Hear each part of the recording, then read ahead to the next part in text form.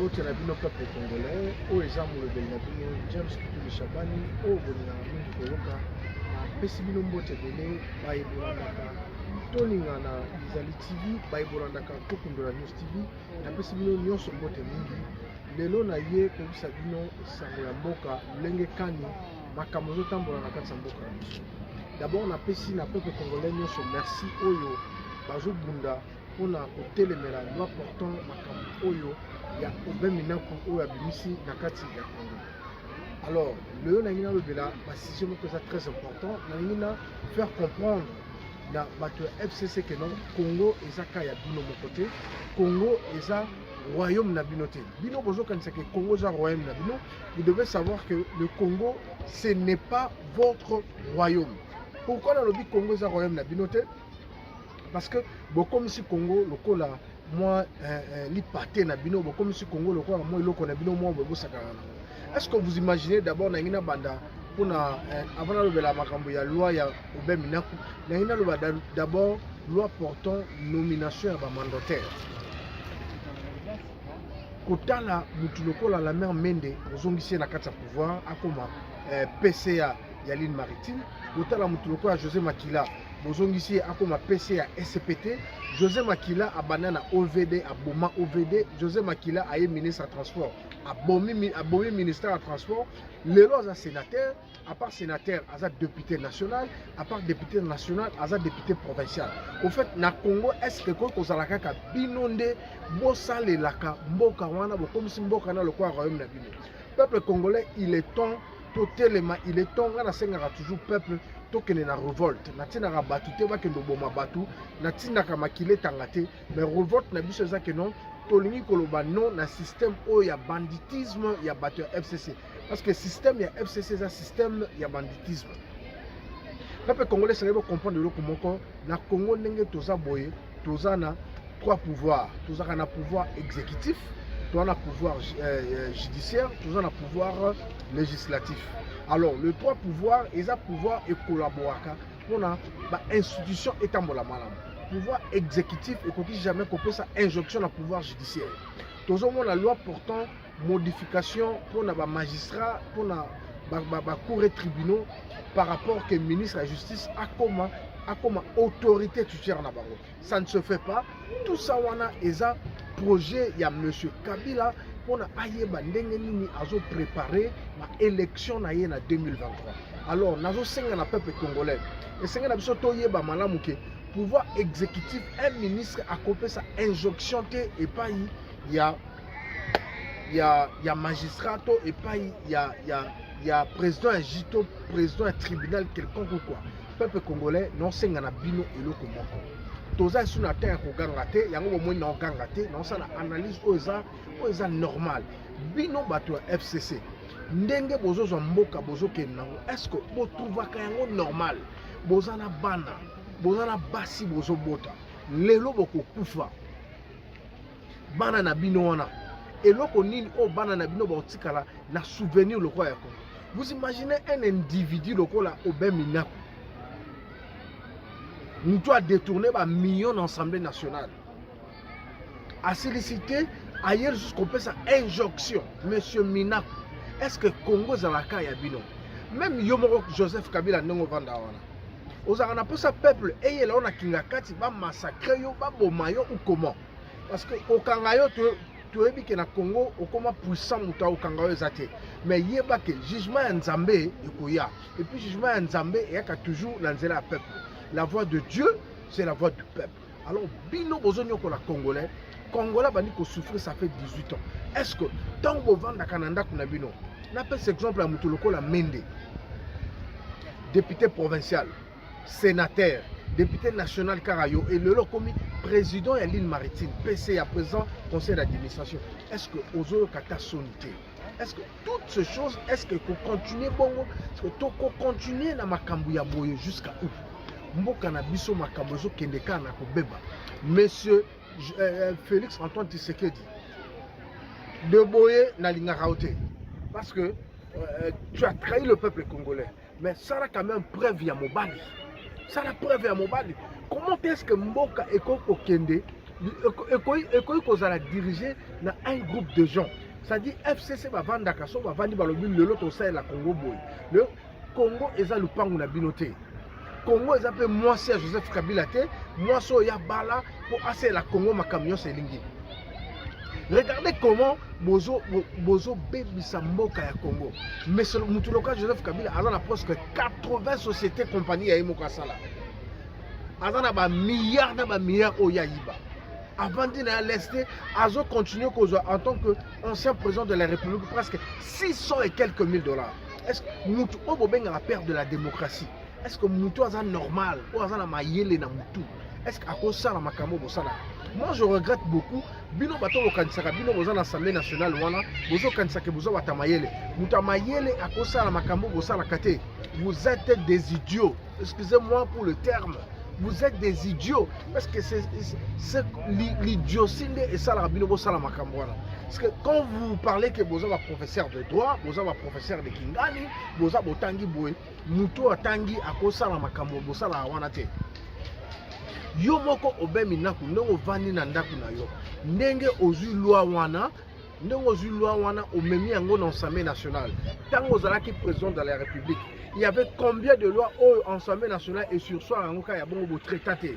Alors pourquoi loi na yo faut ezaler lo comment important faut pas traiter et puis mutuloko la Félix Kabange Numbi ozata na sonité ozolo bana ba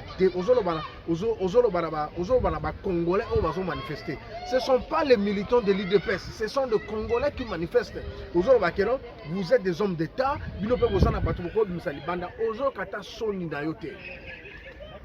Vraiment, je me demande, tant que vous vous pensez à quoi? Est-ce que Congo est un patrimoine nabino? Le Congo, ce n'est pas votre patrimoine. Est-ce que Congo est un ndaku nabino? Congo est un ndaku nabino te? Botika biloko oyo. Botika biloko oyo. Biso tozana diaspora. Botika na ba distraction. O ba ne Congo. Oh ba peuple mokonzi, oh ba nani boye, botike loko wana, je vous invite tous.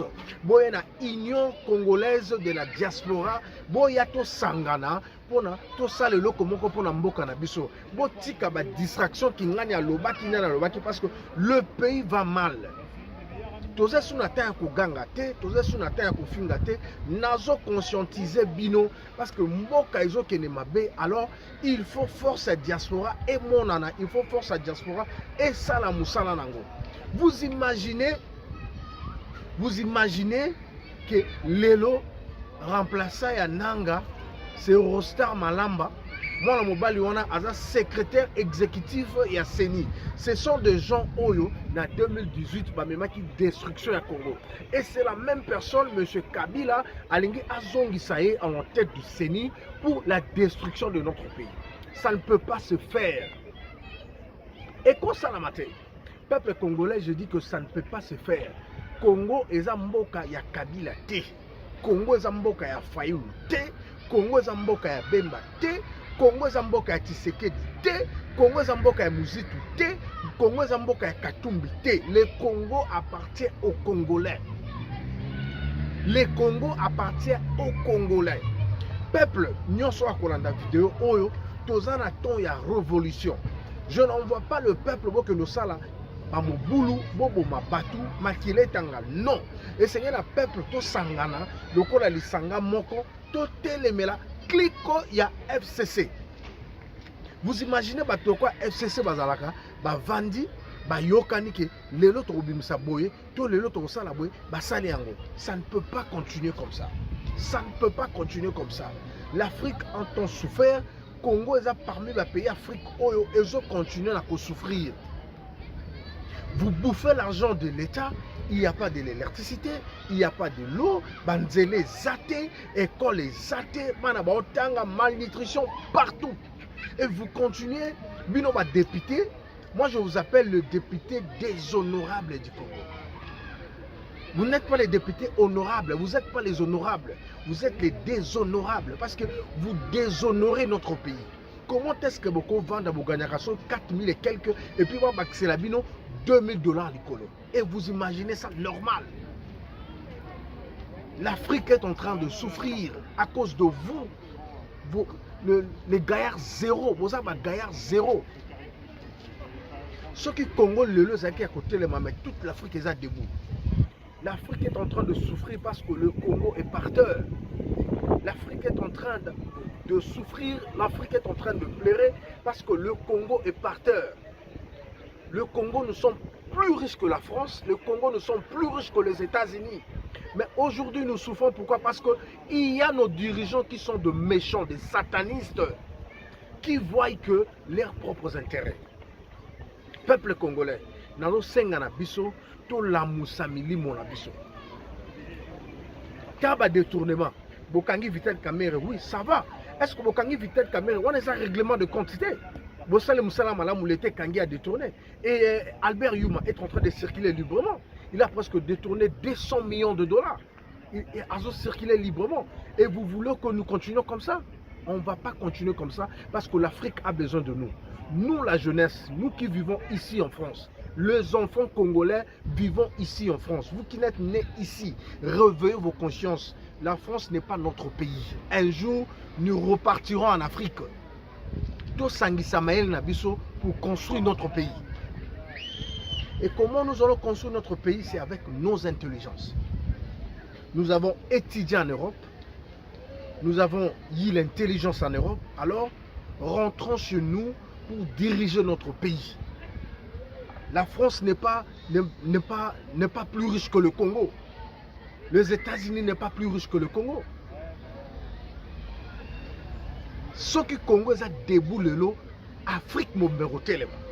Ce qui est baraté. Ce qui Congo est debout le lot, alors Congo est debout il y a des gens oyo va privatiser Congo. Congo comme bien privé. Il y a Joseph Kabila, la famille, il y a FCC, le coup à l'époque, il y a Léopold avant l'indépendance. Ça ne peut pas continuer comme ça. Nous devons réveiller nos consciences. J'appelle à la conscientisation du peuple congolais. Biso otoza na diaspora, biso otoza na mayele, to tika distraction, nazo lancé appel to ya to sangana, disanga moko ndeto kolonga na union congolaise de la diaspora to sangana biso nyonso pona to kende na mboka na biso to simba yango na maboko. Le bien-être du peuple congolais, c'est notre souci. Bino bozo diriger Congo, boza na souci à mbokate. Monsieur Aubin Minaku, ozalaki président, il y a parlement, il y a Assemblée nationale. Combien tu gagnais en tant que président de l'Assemblée nationale? Tu gagnais presque 100 000 dollars. So, 100 000 on multiplie fois 10. Ça dit, ozalaki na 1 million de dollars dans 10 mois. Tala ndenge bomemi mboka. Et M. Kabila gagne 600 et quelques mille dollars parce qu'il y a un ancien président. Si on multiplie fois 10, on a presque 6 millions de dollars. Donc, continuez à Makamabo, tu vas Kimia parce que tu vas Aner, tu vas Kimia parce que tu vas Bogoboma, parce que Kobo Mezo continue, bah tuerie Mezo continue. Et le peuple a continué à souffrir. Dans le Congo, tu as un parc, le quoi boité. Ceux qui n'ont régi à cause de l'image à parc. Régi sur la image à parc. Il y a Congo, tu as une image. Tu as une boité. Régi, dans la image, tu as une salam. Dans le Congo, tu as une boité. Comment ça peut se faire? Peuple congolais, je vous demande, c'est bon, je vous demande, tout les bas. La Moussamael Nabiso, total laquelle le Komora boy, de millions que vous gagnez, de millions là que vous gagnez. Toko salaté le Komora boy, c'est vraiment regrettable. C'est vraiment regrettable. Alors, message n'a sur pour le peuple congolais, tout la Moussa baïdé Nabiso. Ce qui tout la Moussa baïdé Nabiso, c'est parce que Mboka Nabiso est en poste à changement. Et Biso toza na diaspora, nazo lancé les bino appel na boya na Union congolaise de la diaspora. Maman Bernadette na salué place aux alliés. Maman chef Nangai, chef Moïse Kamamateta na salué place aux alliés. Na salué Union de la diaspora congolaise nyonso o bazola Nangai siko na salué bino nyonso, na salué maman Jackie, na salué maman Karine, na salué maman Natacha, na salué papa Willy, na salué le cofondateur. Il y a Union de la diaspora congolaise, na salué apôtre Ange na Autriche, tozala lisanga mpona mboka na biso ekende liboso. Que Dieu vous bénisse. Ingeta.